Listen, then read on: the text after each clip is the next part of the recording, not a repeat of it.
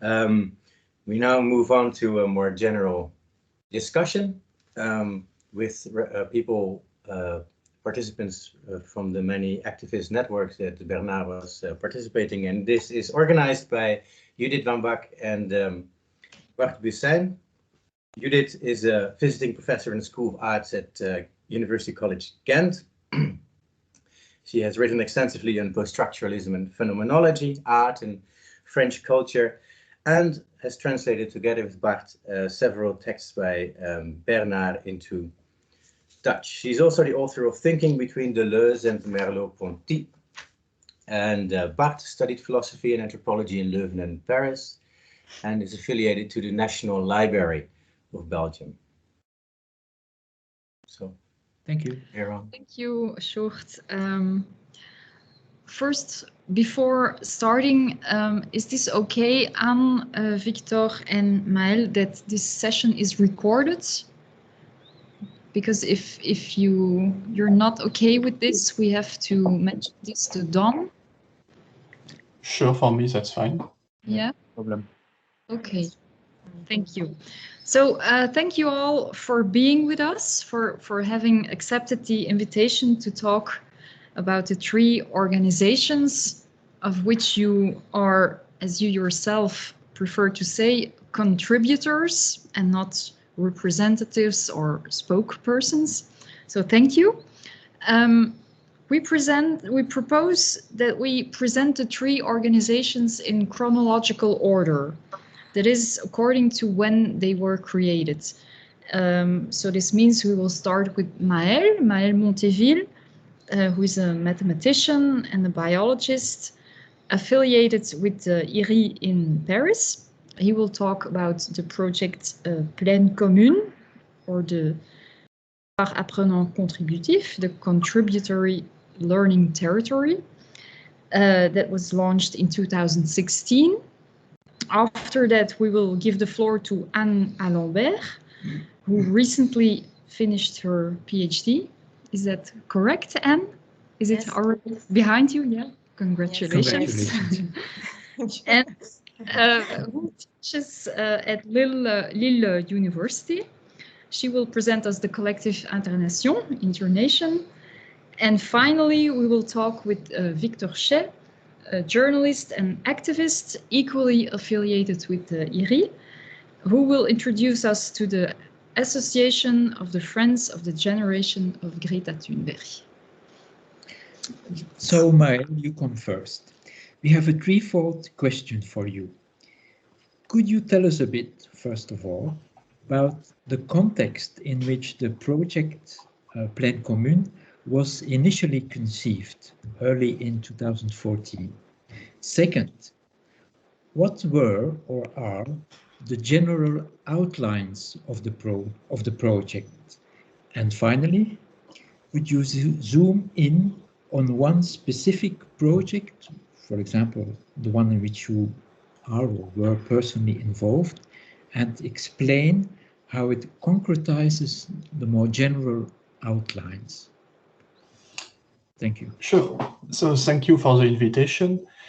Maybe a further element to present myself is that I also have a philosophical side to my work. I'm also in Université Paris 1 in the philosophy department.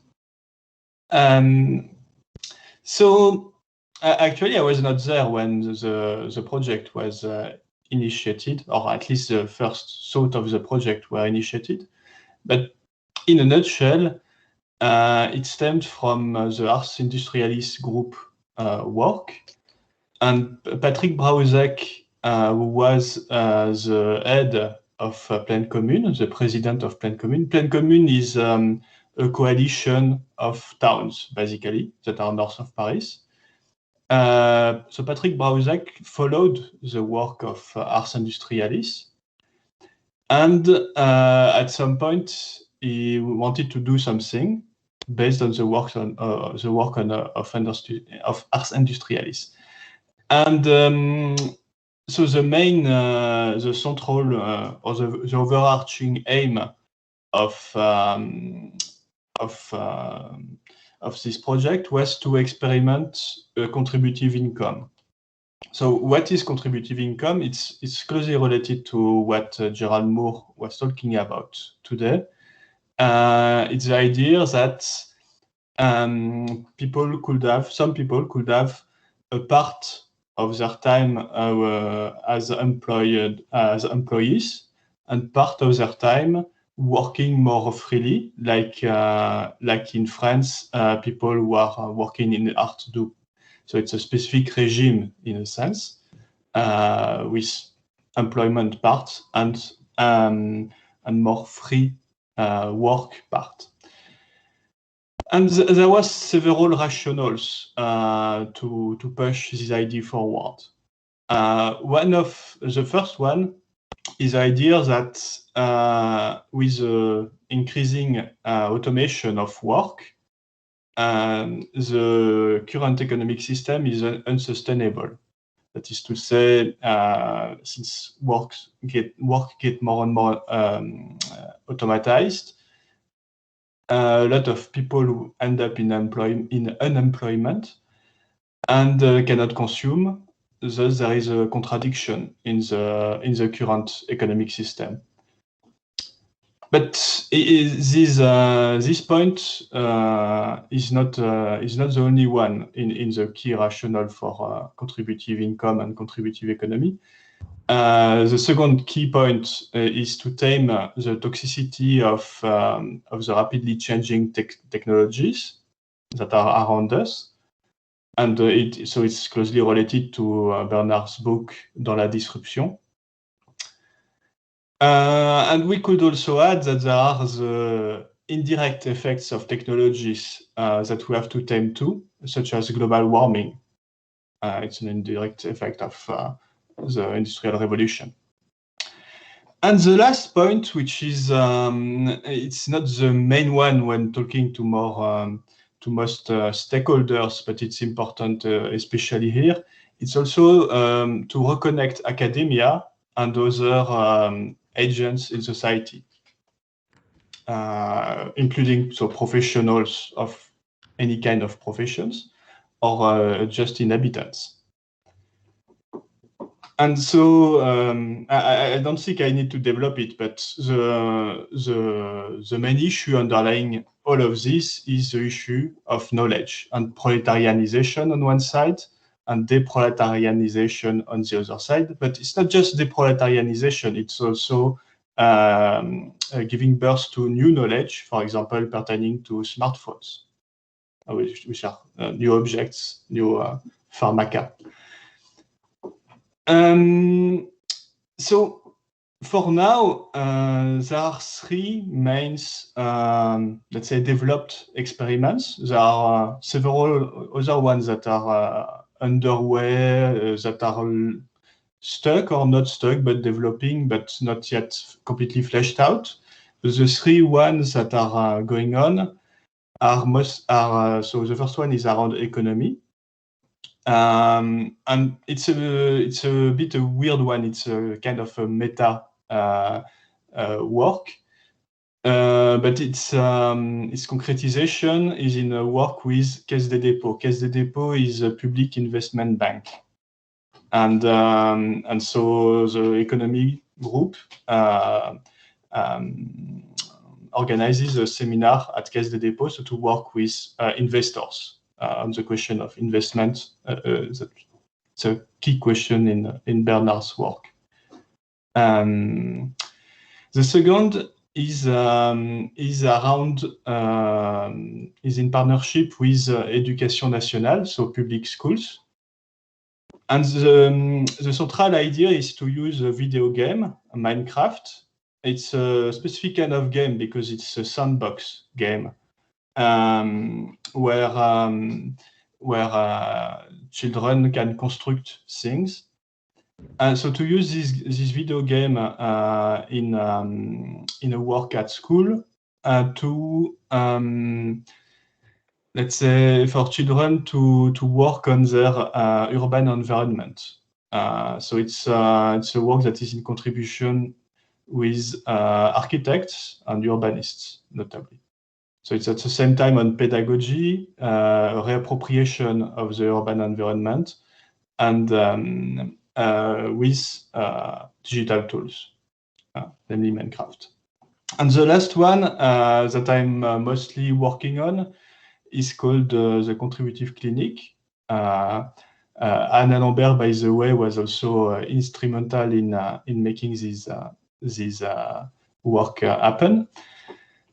And the idea of the Contributive Clinic is to work on smartphones and young children. The idea is that smartphones got recently introduced into families, into the milieu of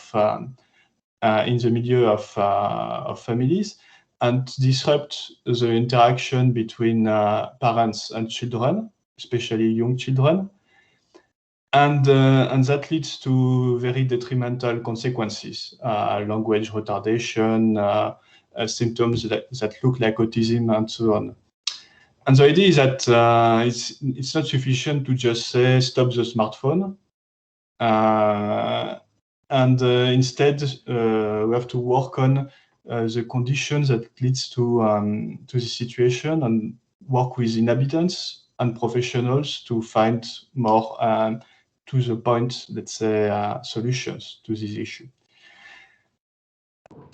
And this work is maybe the most advanced in the sense that we have constituted a group, mostly of professionals of an institution which is called PMI in French, maternal and child protection structure. Initially with Anne, Bernard, Marie-Claude Bossière, who is a child psychiatrist, and so with professionals and parents. And this group now is getting in a very mature state, in a sense, so that, for example, if you ask the professionals there, they consider themselves as researchers. Working on this topic of the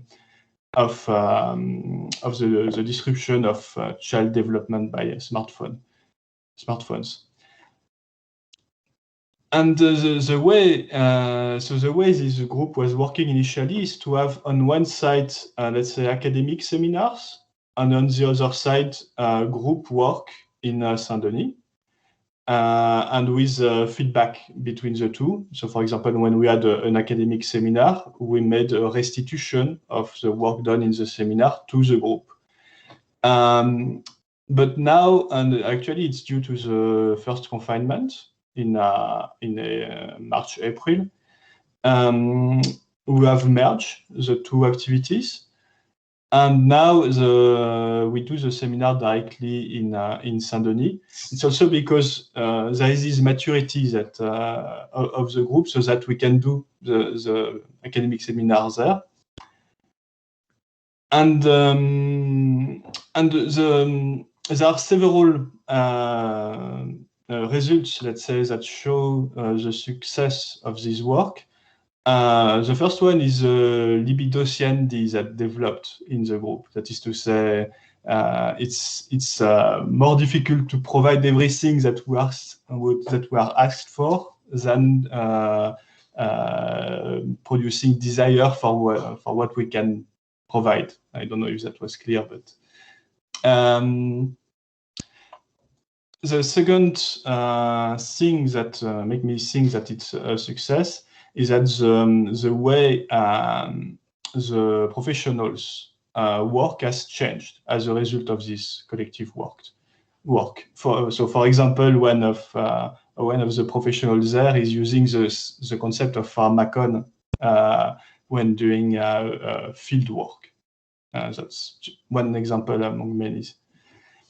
And the last one is that we are establishing new academic interactions, new academic contacts, so including recently with an epidemiologist, so to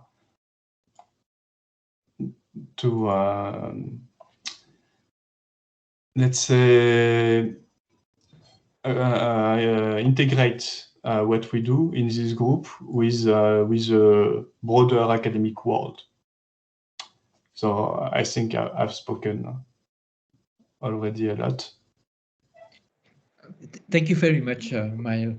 Now, the aim of the project in Plaine Commune was not just to create a local economy, but to set an example that may be appropriated by other territories in a network of localized economies. This interregional or international dimension brings us to Anne d'Alombert. Yes, so maybe just to clarify the working method of this session. So we propose to first talk about the 3 different organizations, and then questions that came up during the presentations and that may be linked to more than one presentation, they will come afterwards. Okay, so first we give the floor to every organization. Okay, Anne, we would like to ask you something about this notion of internation, because it refers to 3 things. Firstly, it's a notion that has been introduced by Marcel Mauss in 1920. Then it's also the name of the collective of which you are an active member. And then it's also the name of an institute that is going to be created. So could you expand a bit on this? Could you tell us why the collective was founded, how it adopts Mauss' notion, what can be expected at the institutional level, for example? There was this address to Guterres of the United Nations, so what has become of this, etc. Yes, thank you very much. Thank you very much for the organization also of this event and for your invitation. So I will try to answer to those 3 questions in 3 steps. So first, I will try to give a brief history of this idea of internation. Then I will try to present what is the international project, and then what could be the future of this project. So the idea of the internation. So we have to remember that this idea of an internation came up in the work of Bernard Stiegler in a book which is entitled States of Shock. That you may know, of course. So this book is composed of 2 parts. The first part is the theoretical debate with the post-structuralist thought with Simondon, Derrida, Lyotard, Deleuze. And the second part is a more practical and political part dedicated to the question of university, science and research and their role in what Bernard Stiegler calls the hyper-industrial societies of the 21st century. But the second part is still, the second part is still a discussion with Derrida in which Bernard Stiegler challenges the idea of a university without condition with the idea of a university under conditions. And it is in the context of this debate with Derrida that the notion of internation emerges.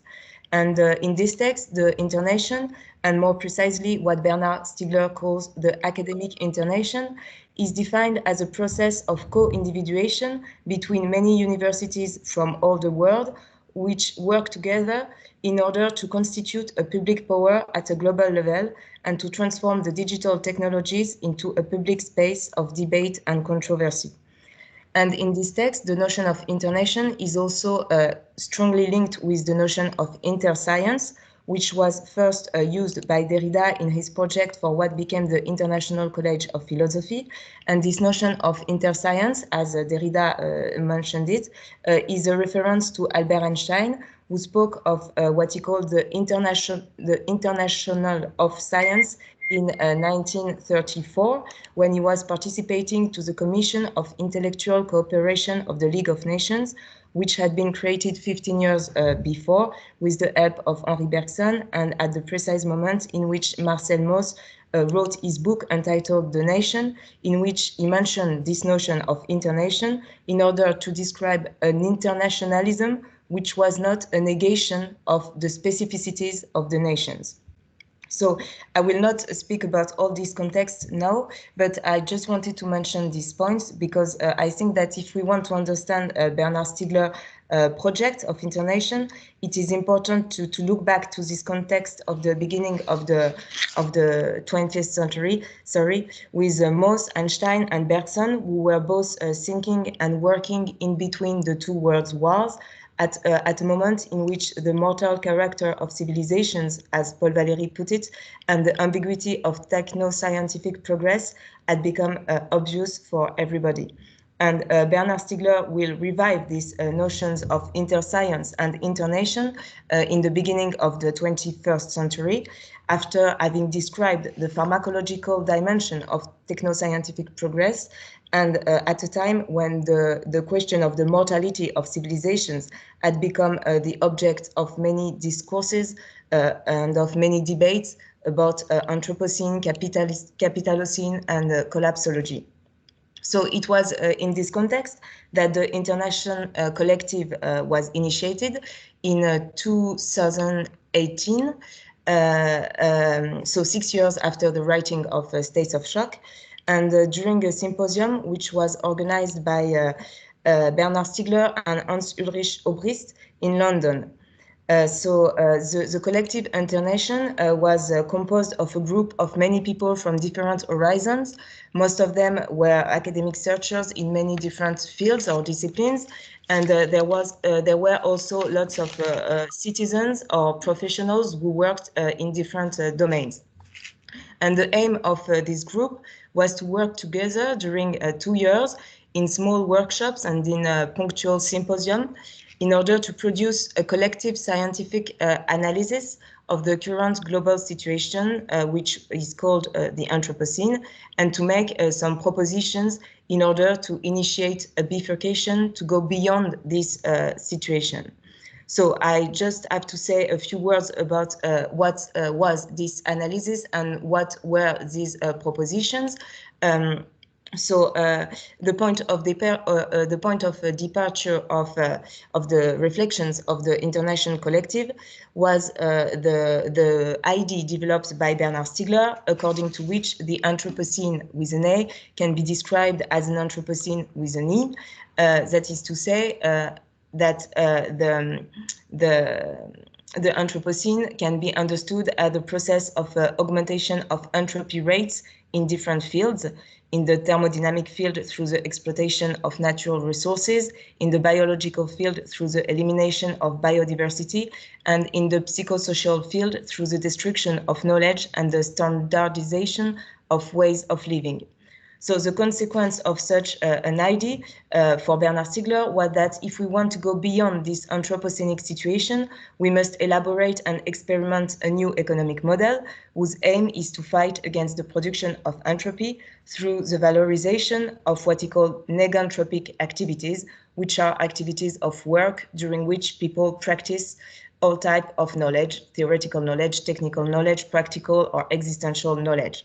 And the practice of all this knowledge is always local, so it takes place at different local levels. So this is why the question of locality was a very important question in those reflections too. So this was the general argument around which each group had to work and had to project, in fact, these very general reflections in different fields. So the field of epistemology, the field of education, of economy, of design, of ethics, of international politics, of urbanity, etc. So the results of this collective work was first published online, and it was publicly presented in Geneva in January 2020. So for the century of the League of Nations. So the aim of this event in Geneva was to launch a discussion at the United Nations on the topics which were addressed in the collective document that had been written, in order to convince the United Nations to launch an international program of contributory research on the questions which were developed in the document, so as to investigate these questions at a theoretical level to articulate these theoretical investigations with concrete social experimentations according to the method of the contributory research. So the event took place in Geneva. Lots of people attended it and were interested by the perspectives which were presented, but the UN did not answer to the call, and even if there were lots of relations developed with people working in the UN, no international program was launched for the moment. But at least the result of all this work, which were first published online, turned into a book which was published in France in June 2020, and which is entitled Bifurqué. And we will certainly be translated soon in other languages. So what we can hope now is that thanks to this book, the ideas which were presented in Geneva will spread into the society at different levels and will be concretized at different scales through different institutions and through different projects. Indeed, this book, which is hypomnesic support, will have been useful only if it gives birth to new collective anamnesic process. So this means to new work and new projects. As Bernard Stiegler puts it in States of Shock, a work becomes a real work if it can work beyond itself, if it can lead to what does not look like itself, to what is other than itself, but which would have remained impossible without it.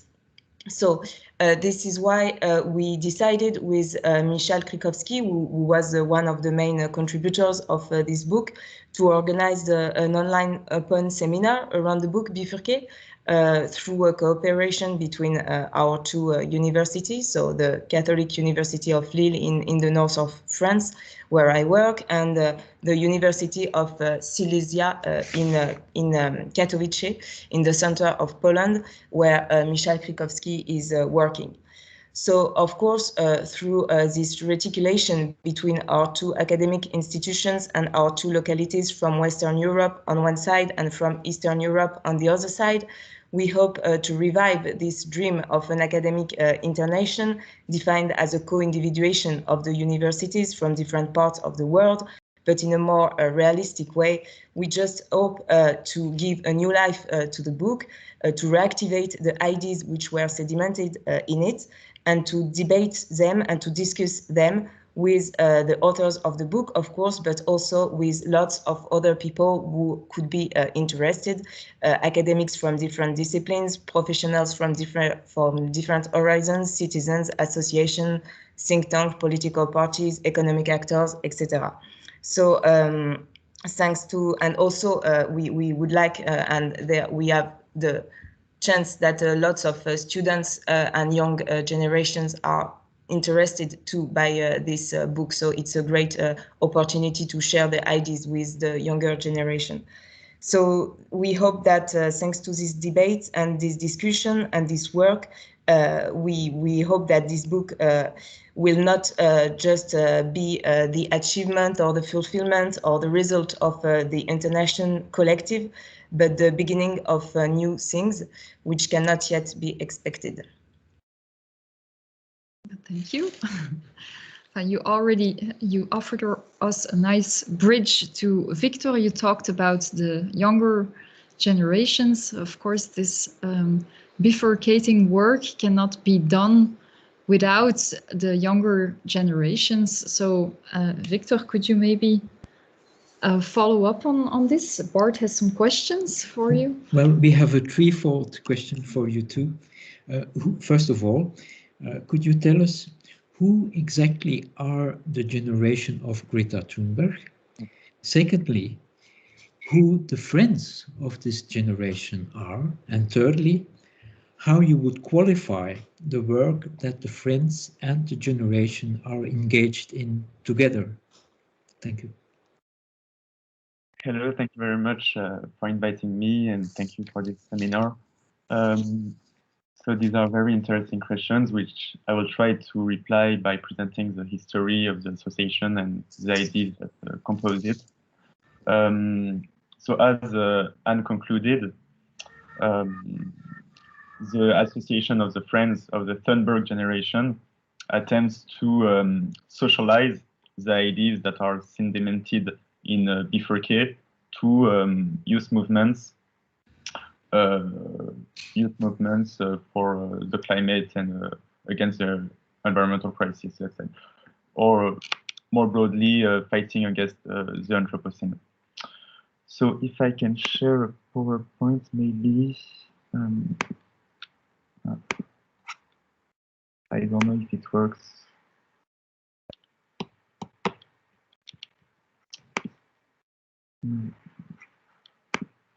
Well, maybe it's not necessary to show my slides.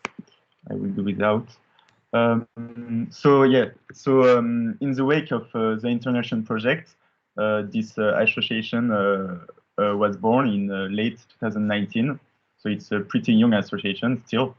It was launched during the Entretien du Nouveau Monde Industriel 2019, after that a couple of encounters between Bernard Stiegler, young activists from Youth for Climate and Extinction Rebellion, and ERE staff and INTERNATION network researchers. So it aimed to articulate the work of these researchers with the engagement of the youth movements. One part to provide the conceptual weapons to the youth, and on the other to inscribe the knowledge of the elders, the friends, at the service of an alternative we are fighting for. So in the history, after Bernard, a video of Bernard diffused on YouTube in a Thinkerview supporting Greta Thunberg and her generational cause, Virgile Mouquet, he contacted Bernard to see how we can work together between the INTERNATION collective, what they have to propose, and youth movements in face of the ecological catastrophe. And so Bernard invited him and other members of Youth for Climate at the ENI Préparatoire. And yet after the speech that Greta Thunberg made in September at the UN, Bernard was really impressed by really shocked by the reactions that the speech provoked in France and beyond, notably, for example, by the president of the Association of the Friends of the Palais de Tokyo, who actually publicly called on Facebook to advance Greta Thunberg, which is take her down. So he wanted, with Jean-Marie Leclésio, to create an association that defended her and her generational cause, which he did during the ENI. And 2 days later, the Association of the Friends of Greta Thunberg changed to the name of Association of the Friends of the Thunberg Generation, actually, to include a much more generational perspective and to defend more than Greta Thunberg the generational fight that she represents. So a dialogue with activists took place on the 10th of January, when the INTERNATION collective presented its main arguments to the UN. In the same day, in the morning, we held a dialogue between a couple of activists of the group and some researchers of the collective on these arguments.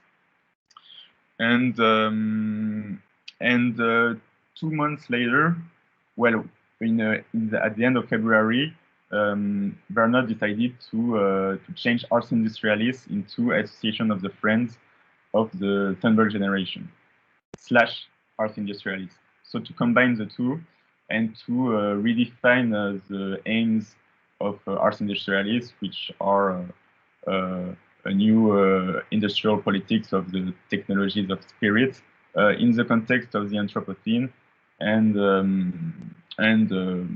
generational fight and also to include a dimension of intergenerational transmission, to transmit all the knowledge that has been created since then, since the creation of Ars Industrialis, to youth movements. So yes, it's quite a complex association in that sense that it revolves around a couple of networks, which are INTERNATION network, Ars Industrialis network, IRI staff, what we call the Thunberg generation, and yes, basically. Yes, that's basically for the early history. Then the confinement came, lockdown, and so the school of the Thunberg generation that we wanted to constitute was put to hardship, but we still decided to hold seminars, online seminars, around themes that were a point of confluence between INTERNATION researchers, their thesis, and the group of the Thunberg generation interest in engagements. So these themes were, for instance, sobriety and industrial economy, which was kind of a compromise between our engagements and Bernard's idea on economical, libidinal economy. And so yes. So it's aimed to be an itinerant school that travels between territorial experimentations and territorial laboratoires that were to be constituted.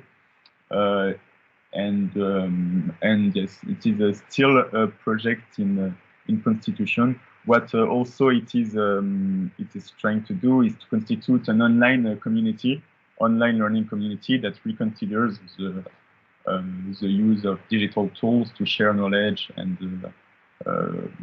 knowledge that can be put at the service of the fight against the Anthropocene. So my slides wanted to present this server that I created with the inspiration of both activists' chat servers and ERE's categories and meta-categories work on the categories and meta-categories. So it's an intergenerational network server where we try to share knowledge online and deproletarianize in our common fight. So yes, yes, I can stop here maybe. Okay, thank you. I have a question for the three of you. So it's very clear that you're all very familiar with Stieglerian terminology, his way of analyzing what is going on today. But I'm wondering to what extent the people you are working with, do they also know this terminology? Like, for example, Maël, you were talking about the people you are working with who consider themselves researchers and no longer workers. Like, does this mean that they have gotten that they've received a kind of introduction to Stieglerian analysis, or is this not required, or is this not the framework in which these concrete initiatives are taking place? Or do they participate in the creation of critical notions through the research they perform? So that's a very good question. In the contributive clinic, let's say what we have done in the seminar was not centered on Bernard's thought. For example, we read Winnicott, Freud, Chaix, so a lot of psychology. I've made a seminar too on developmental biology and so on. But at the same time, when Bernard was here, of course, he was reading, let's say, Freud or Winnicott from the perspective of his philosophy. So through this mean, they got acquainted with Bernard's way of thinking. Now we probably also will do seminars based on Bernard's text. And so they are familiar with some of Bernard's concepts. What was the second question? Yes, do they participate in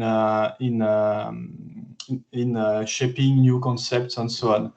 And I will say, but here it's more related to my work. Part of my work is to conceptualize and theorize descriptions in biology from the biological perspective, because description is a word that is commonly used in the biological literature. In ecology, there are also endocrine disruptors and so on. So one of my projects is to theorize that in biology, including by doing mathematics, looking at data and so on. And the idea is that this work is also to understand how screens can disrupt child development. Overuse of digital media can disrupt child development.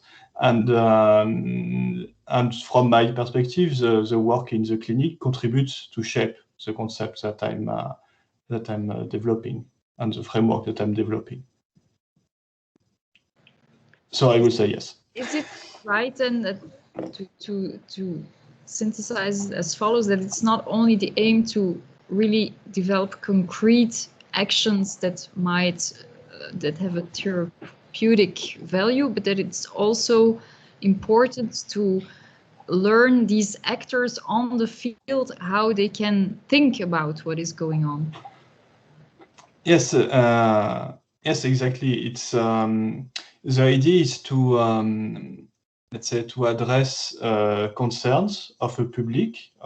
Here it's mostly mother or parents and the professionals, the public that is involved in the contributive clinic, and to address it by bringing in academic knowledge and to work together by articulating, integrating, so both the experience of the parents and the experience of the professional and academic knowledge to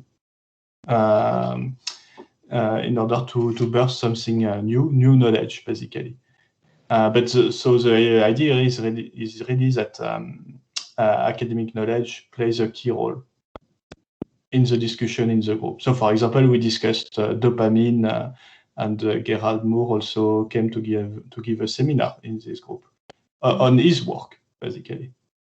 But to make a link then to Victor and the Association of the Friends of the Thunberg generation, how do you actually try to make the young generation interested in this terminology, in this way of thinking? Because I can imagine that it's not easy to explain to teenagers what this is, what all these notions mean. Yes, well, it's there's not a lot of teenagers. We have the group of the Thunberg generation that participates most. We are between 18 and 25. But so we don't try to convince people of this concept. Most of these members came by themselves, actually, interested by the work of Bernard, INTERNATION, and the Plaine Commune project. What I tried to do through a blog on Mediapart is to make these ideas, theories, and concepts more accessible, maybe to an engaged public that constitute Mediapart readers, because of course not everybody is going to read the whole bifurcated book.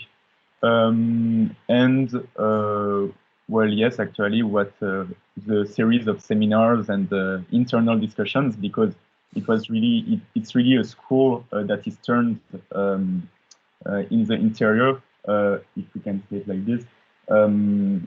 It was a transmission of knowledge, and Bernard really tried to explicit his concepts, his ideas, along with other researchers from INTERNATION and IRCAM.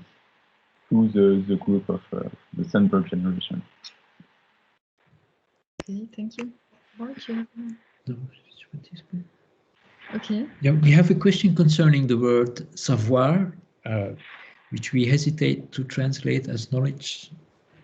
In the therapeutics of contributory economy, the notion of savoir plays a very central role, while the economy as we know it valorizes information that is entropic. Contributory economic intends to valorize savoir that is neganthropic. You could say that the distinction between travail and emploi, I mean work and employment, is also based on this distinction between information and savoir. But what is it exactly, savoir? Maybe this is a question for Anne, because it's quite central in the Bifurquet book. I don't know. You want to divide the speaker's time. If you want, Anne, go ahead, and maybe I'll talk later or not. Yes, I can try to say a few things. I'm sorry, but Victor, do you know that you are sharing your screen with us? So it works. I was wondering. Maybe you this should be recorded. Okay. So, sorry. This notion of the problem with this translation. I mean, I'm not an English speaker, so I cannot really speak about that. But I have the impression that yes, knowledge, in fact, is the word which is used to translate connaissance, and this is a problem because, of course, when Bernard uses savoir, it is precisely not to say connaissance, or I mean, it is not the same thing. So,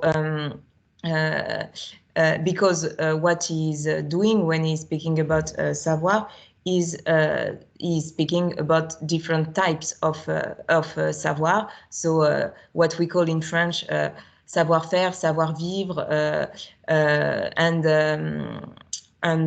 he says that connaissance, so knowledge, is just one of these types of savoir. So I don't know if it's very clear, but this is I think it is in the translation of Bernard Stiegler's work. I think it is the distinction between theoretical knowledge, know-hows, and know-how to live. So okay, so yes, the translation, I think, is a problem, and so I guess the question was how can we define savoir in a way? I mean, and how can we distinguish savoir from information or from competence? For example, what we were also saying, we were saying that savoir was not a competence, that there were they had to be distinguished, and also how to distinguish work from employment. And I think that one of the important dimension on this was to say that, so I will use the word knowledge, but I mean savoir, so if it's okay. Or maybe I can just use the word savoir. So there is, in fact, a savoir when there is not only an automatization of a certain competencies or of certain abilities or capacities, but when the people are also in a process of invention or singularization or transformation. What I want to say is that they are transforming themselves by practicing this savoir or this knowledge, and at the same time they are transforming this knowledge or this savoir. So there is a sort of co-individuation between the one who is practicing the knowledge, the savoir, and the savoir which is being transformed in a singular way. And I think this was a very important dimension in the distinction between work and employment, because Bernard Stiegler saw that in most of the case, employment is based on the standardization of the process, on the division of the task, and then how to explain? Yes, and so so when the tasks are divided like that, there is a kind of automatization which is happening, and the people become interchangeable. They can all be replaced by one by another, and there is no more singularity in their activities. And I think that this notion of individuation and singularities are very important in his conception of work. So maybe that's a way to put the things. Maybe it is. I don't know if it is very clear, but yes. Yes, it was very clear. Does anyone of you know what Bernard Stiegler may mean by journeys of knowledge? In the Nanjing lectures, he says that he writes that he tries to teach his students not to use Google via just an informational approach, but instead to practice journeys of knowledge via individuating approaches. So I don't know what he may have meant. I looked up what I took to be a possible French equivalent, journée de connaissance ou journée de savoir, but it wasn't very helpful. Voyage, non? Right. Plutôt un voyage. So journeys of knowledge, if that may be Freudian. Maybe I don't know the precise text, but maybe I could have an idea. But I will have to check after this meeting. But what I think is that this an information is something that you receive it, but you know I receive it in the same way that you receive it. Everybody is receiving it in the same way. It is the same, the information, and the knowledge is when you are individuating the information. So maybe what he wanted to say is that you should not use the web just to check for facts or having this or this information, but to try to do an anamnesic process or an anamnesic journey, I don't know, in order to enter an individuation process with by for example, trying to, I don't know, go beyond the mere information to more profound process of knowledge. But I don't know, I'm just trying to interpret this. But Thank you. But I would like to ask a question about the relation between Stiegler's philosophy and then his activism, because it's I don't know another philosopher who has been so active on the field. I mean, Stiegler, he has co-founded different organizations. He has collaborated with artists. He helped developing software. He was negotiating with companies like Orange. He was heard in parliamentary hearings, etc., etc. So he was very active. But I'm wondering how all this doing of philosophy, how this is, if there is a relation with his philosophy itself, and how does it position him as a philosopher? Do you have any thoughts on that? Like, yes, but maybe Victor or Maël, do you want to have a reaction on that? Because I just spoke before, so, and maybe I could tell a word after. Maybe Victor first, because he didn't, but I can speak too. Allez, Maël.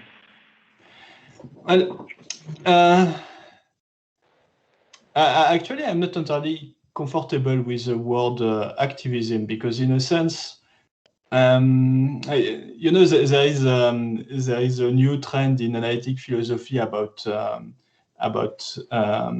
experimental philosophy. So Bernard's work has nothing to do with that, but his experiments were also part of his philosophical work. So I will not disconnect the two. They are very much interrelated.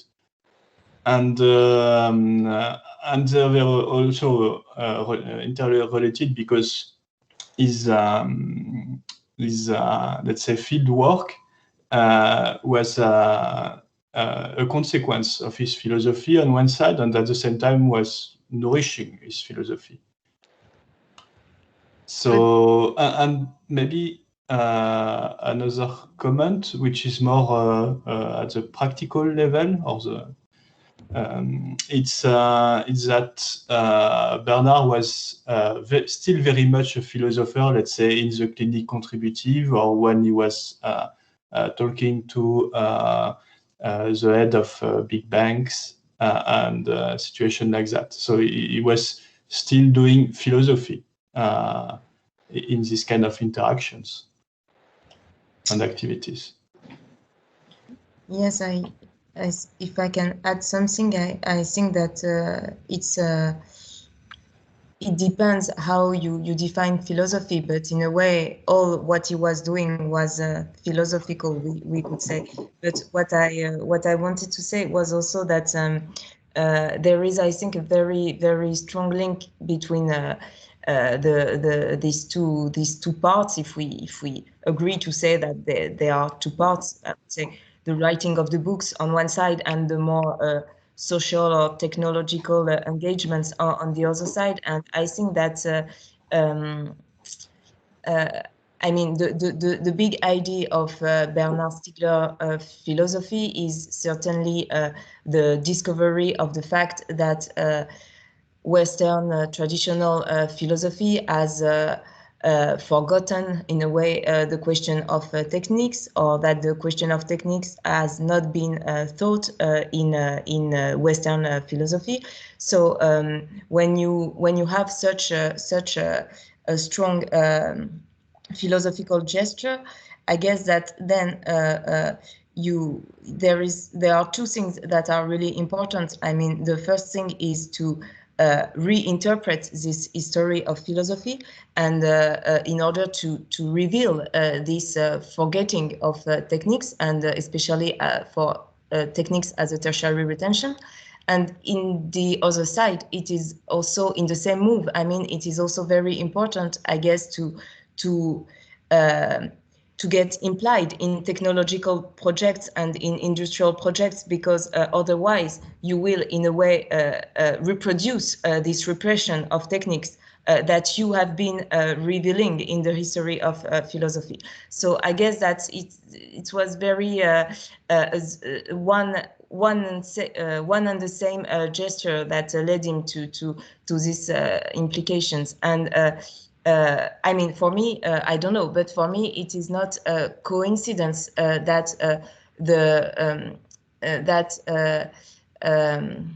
the philosophical discovery of the role of tertiary retention in noetic life correspond, in a way, to a practical care of the tertiary retention in order to make this noetic life possible. I mean, I cannot distinguish really these two dimensions.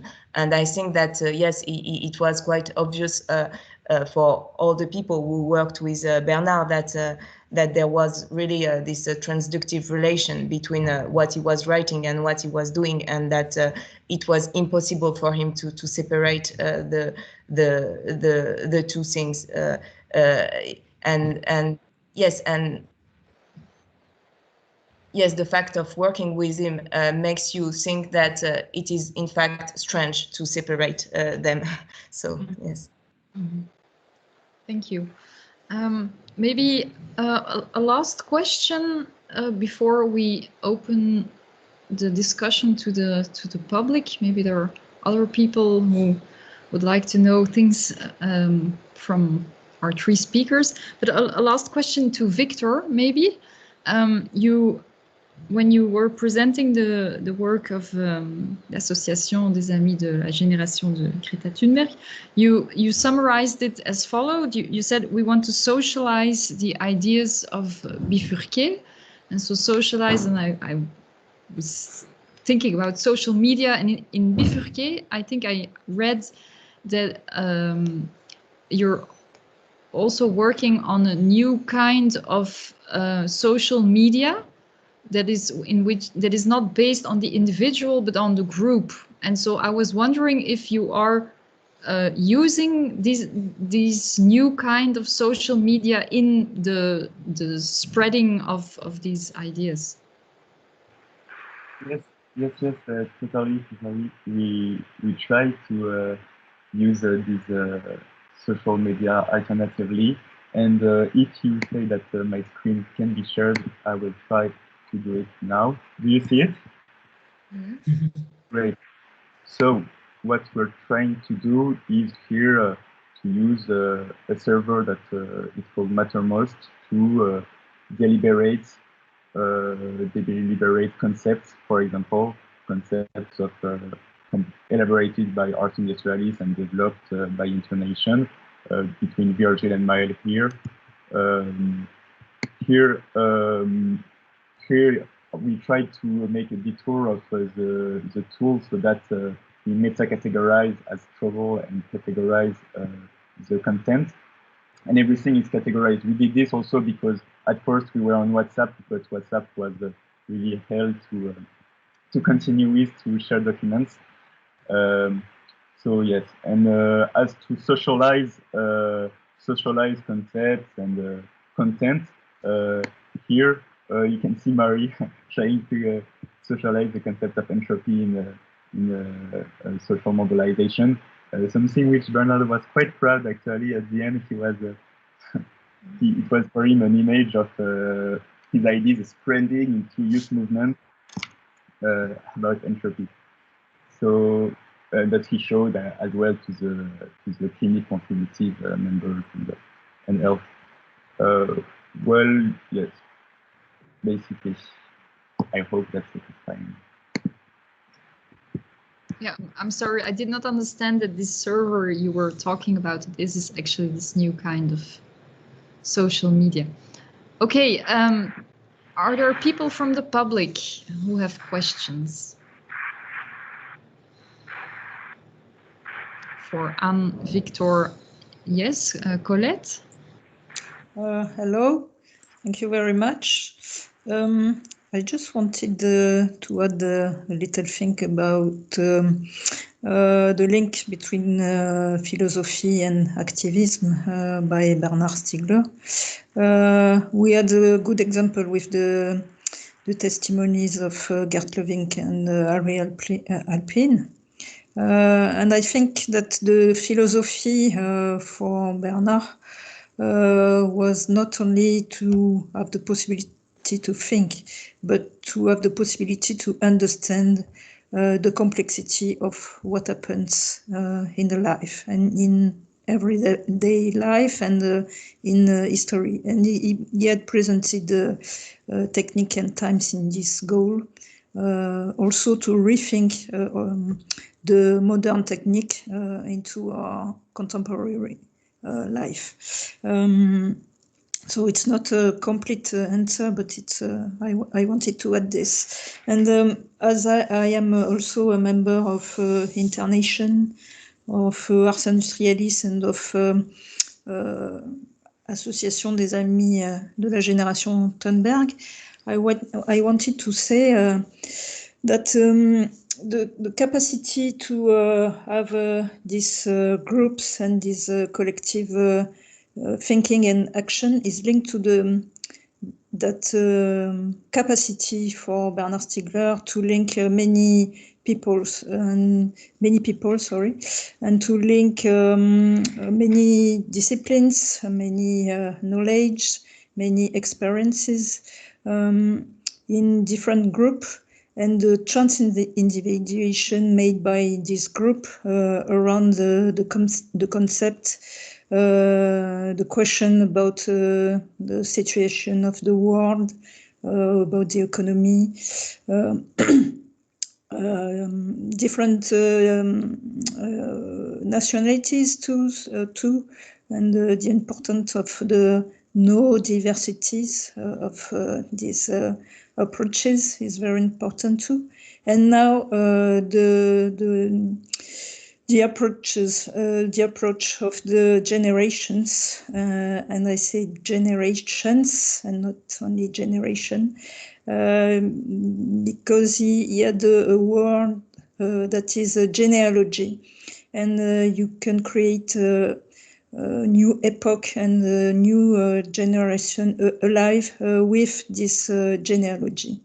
And I think we have to continue to collaborate in this way. What do you think, Victor? You are the youngest.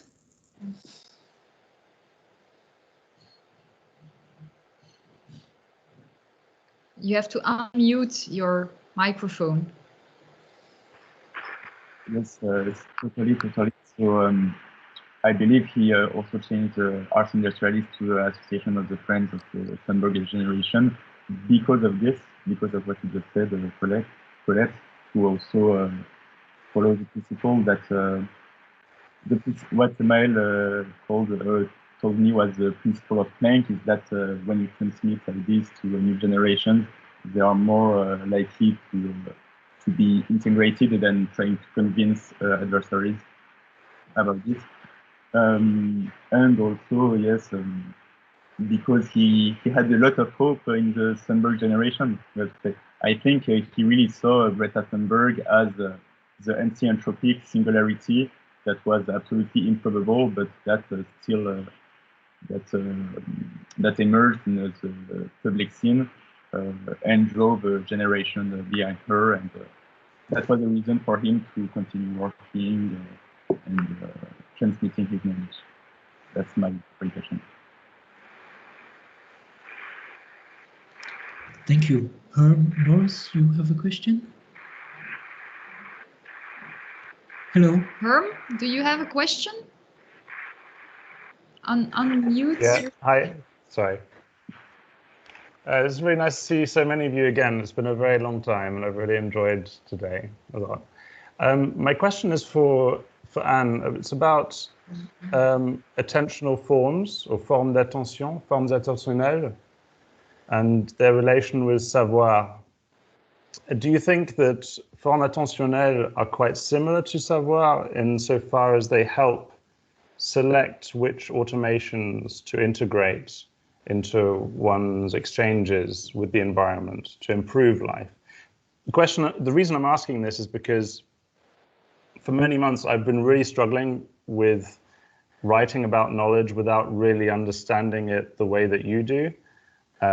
So I've kind of shifted in my interest away from trying to define knowledge and more towards understanding the function of knowledge, and doing it through talking about Whitehead and his analysis of the function of reason, how it allows us to select certain methodologies that allow us to exchange with the environment to improve our lives. These methodologies are maybe a bit similar to connaissance, like to have the skills, and this is really the automation side of knowledge.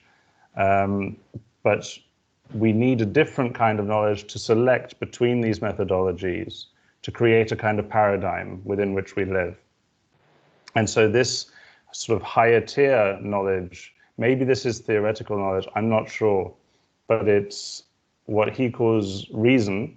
And I think Bernard talks about reason, but as a specific kind of attention, an attention to things that come into one's life, and these can be new kinds of technologies, new ways of exchanging, but these new apparitions are distracting as well. They are like what Whitehead refers to as appetition, or what maybe Gerald refers to as stimulation. And without proper regulation, these can lead to types of addiction. So I'm just wondering if maybe this is a good way of understanding savoir, that it allows us to sort of look at new kinds of stimulation and how to incorporate them within our environments.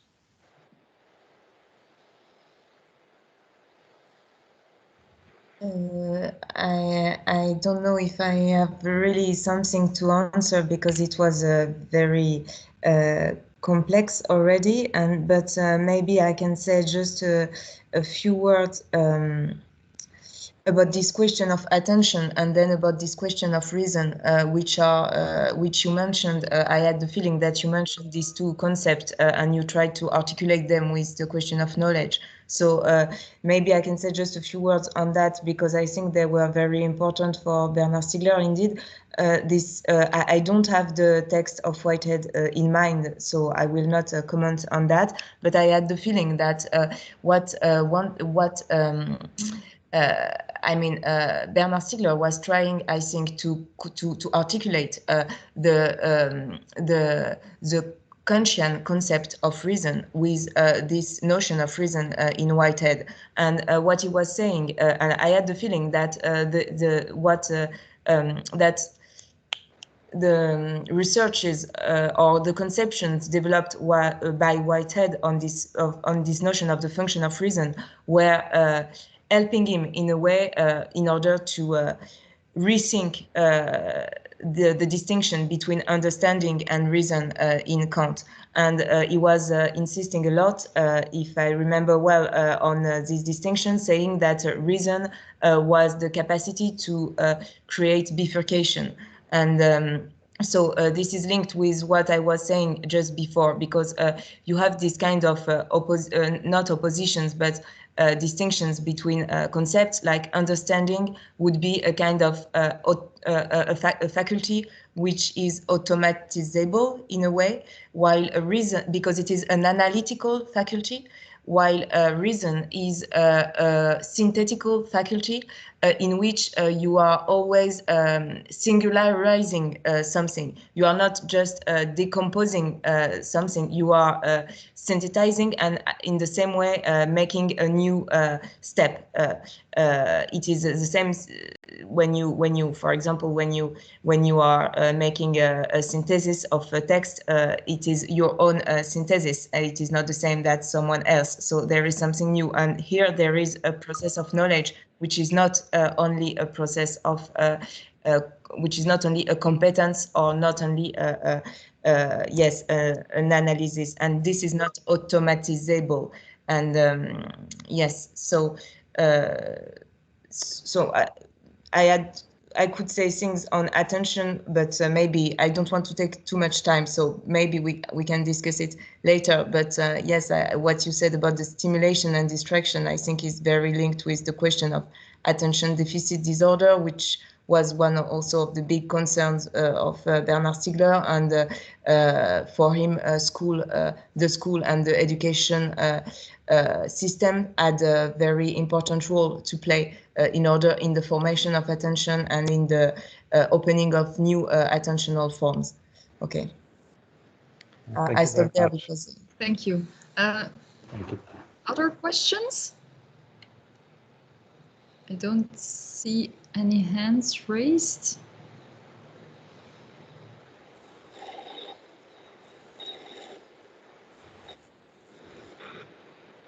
No?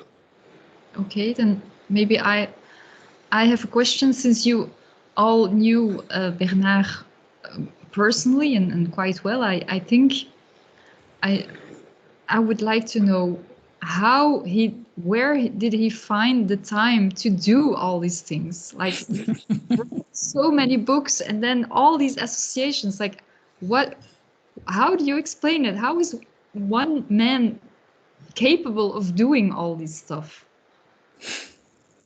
I think that one of the big problem is that the speed of Bernard's thought was very, very higher than our own speed of thought.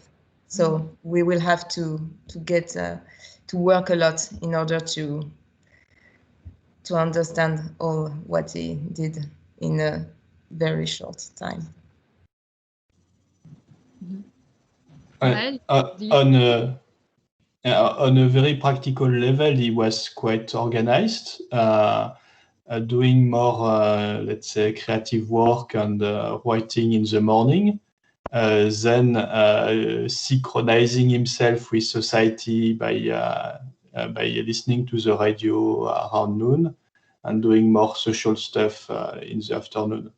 So And earlier, I think he was also playing with his dopamine when writing while doing bicycle.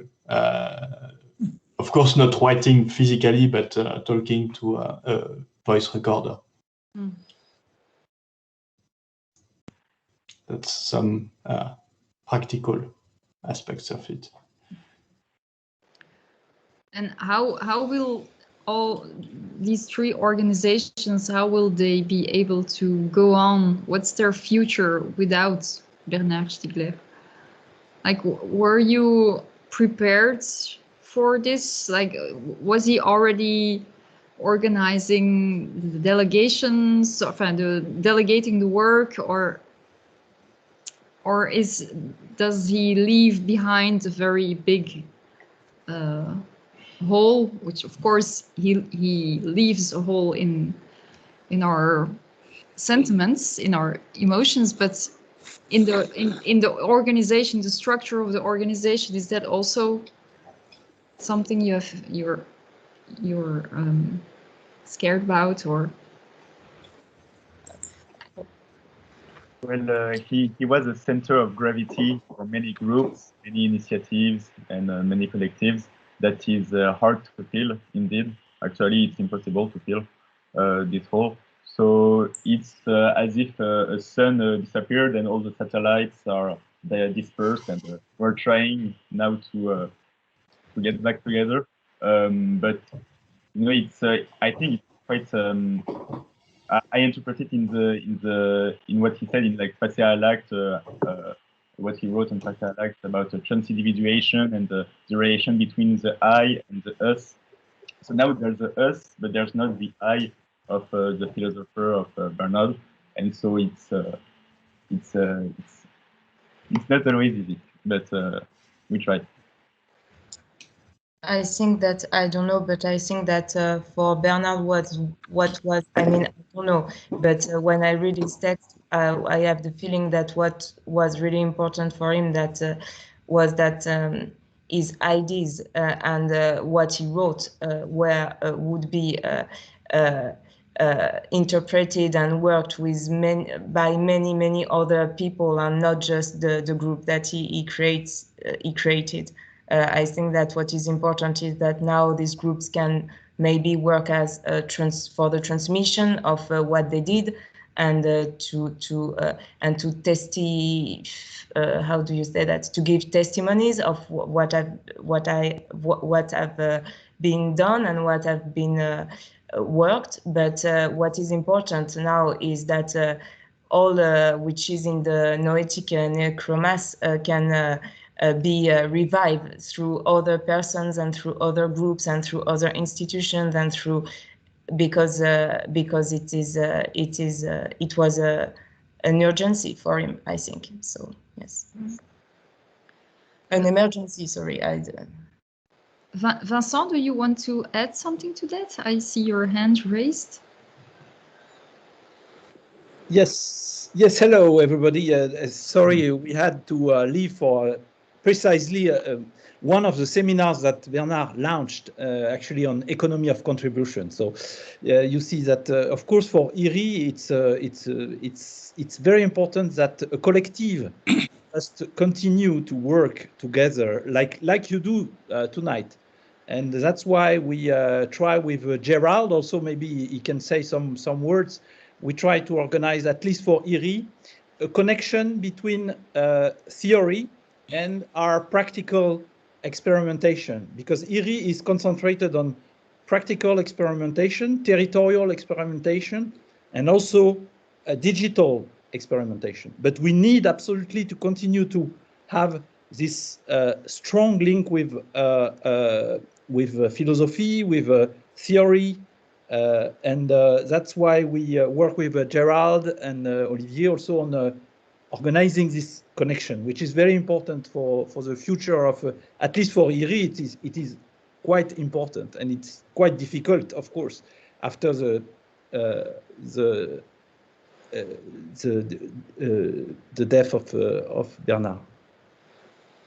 Gerald, maybe you can. Yes. Yeah, I mean,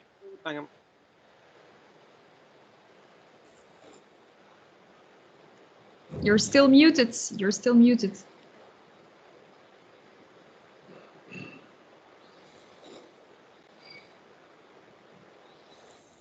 Okay, apologies. I re-muted myself. I wanted to follow up by saying I think we need to be very careful not to be overly fetishistic about erecting Bernard here as some paragon of work. He destroyed himself with his work ethic, and we know that. He was driven by an absolute mania that was definitely characterized by genius, and that meant he could produce phenomenal quantities of work, but he used writing as a form of self-therapy that wasn't only about communication for him. So I certainly don't think he's necessarily, for all the genius that he's emitted, he's not a model that we should be looking to follow necessarily. He was wholly a singularity in that respect. As Vincent was saying, there are ways that we can push forward with his project that don't involve attempting to destroy ourselves through some impossible work ethic. But we have to play to our strengths here, and they're strengths that Bernard didn't necessarily have himself. You know, he was fantastically charismatic, but he relied on charisma to carry the communicational value of his arguments when addressing the general public. We can take more accessible pedagogical approaches because we won't be reliant on the same lexicon that he was. We can use it when it's necessary, but we can find different pedagogical ways of posing the same problems, and you know, we can't be reliant on the same kind of force of argumentation that he was. I think that Vincent here was absolutely right, that at the heart of his project was the experimental practical side of work. The theoretical groundwork that he's laid out has got more than enough mileage in it to keep us going for the very foreseeable future. The task that remains to be done now is going to be inevitably one of publicization more, translating it into idioms and vernaculars that didn't come naturally to Bernard himself. So there's a great deal of work to be done. For example, I've been doing it myself on translating everything that he's done into the idiom of contemporary science, forging connections with scientists in the way that we've already started to do with the INTERNATION, with partners like Anna Soto and Carlos Sonnenschein, as well as Maël Montévil, obviously, Giuseppe Longo too. But the heart of Bernard's project, as Vincent was saying, it was the experimental side. And we can keep going on that front, and indeed we may well be facilitated on that front by having a more pedagogical approach. I think we can do that, but certainly I think a direction that I want to see us push, both the Institut de Recherche et d'Innovation and the Amis de la Génération Thunberg. You know, the Pharmacon.fr summer school ran for 3 years and was headed by one person.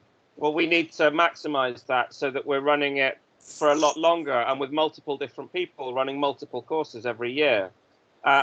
Multiple different projects, getting people involved, but most importantly, getting people to pick up on what they want to do themselves. So I don't think we're shorn of a future by any means. The real issue is going to be, I always think of the title of Badiou's little book on Samuel Beckett, this Désir incrévable. That was Bernard's. He had the most phenomenal energy that was totally self-destructive, but nonetheless, it was absolutely phenomenal. We can't expect ourselves to have that. That becomes the big question for me, is where we refine the drive and the momentum. And I think Bernard knew himself. We discussed what his legacy would be. We tried to get him to set up plans for his archive before, because we knew that this was going to happen, but he wasn't responsive. I do think, though, that with Bifurquet, he recognized that he had to be translated into multiple people doing his work. And what he saw in the Internation was the possibility of securing his own legacy, not by being Bernard, but by getting multiple people to do the work that he had been doing himself. I think that is a wonderful way of closing this session. It has been a long day. I thank all the three of our speakers and everybody present here. I hope to see you tomorrow, and bon appétit, I would say. Thank you very much. Thank you very much. Thank you very much. Thank you. Thank you, everyone.